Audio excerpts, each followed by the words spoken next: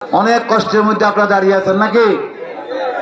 আমার সম্মানিত ভাই ও বোনেরা, আসসালামু আলাইকুম রহমতুল্লাহ বরকাতুহু।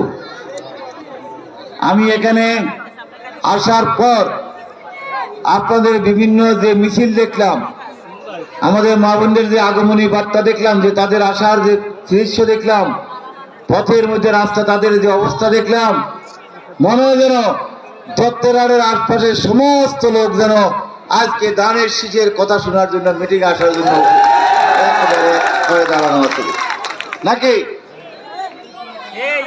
ইনশাল্লাহ অনেক সময় অনেক কিছু খেয়ে টেস্ট করতে হয় নাকি? অনেক সময় খাই টেস্ট করতে হয় স্বাদ আছে কিনা, আবার এমন আর জিনিস আছে দেখলে বোঝা যায় এটা স্বাদ হবে কিনা। তো আপনাদের যে আচরণ আমি দেখলাম, এইটা 12 তারিখ পর্যন্ত একটু সুশৃঙ্খলভাবে থাকতে হবে। তো আমার বিশ্বাস জন্মিছে এই অঞ্চলে দানের শীষ সর্বাধিক ভোটে জয়লাভ করবেন ইনশাআল্লাহ, সর্বাধিক ভোটে জয়লাভ করবেন।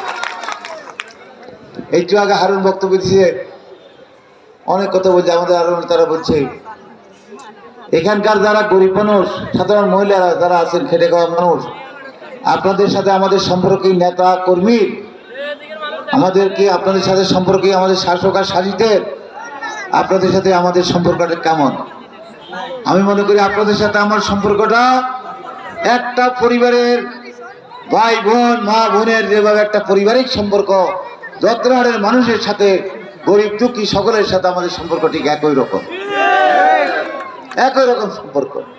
এরা যখন আমার বাসা যায়, এমনকি আমাদের মেয়রের বাসা যখন যায়, তারাও মনে করে এটা এমপি সাহেবের বাসা নয়, এবং বাসা যদি কোনো চাকর বাকর যদি তাদেরকে বাধা দেয়, তারা বলে, আমার কাছে খুশি লাগে, আরে শোনো এটা আমার মামার বাসা, আমি আসছি মামার সাথে কথা বলতে আসছি, তুমি মাঝখানে কোনো বাধা দিও না নাকি?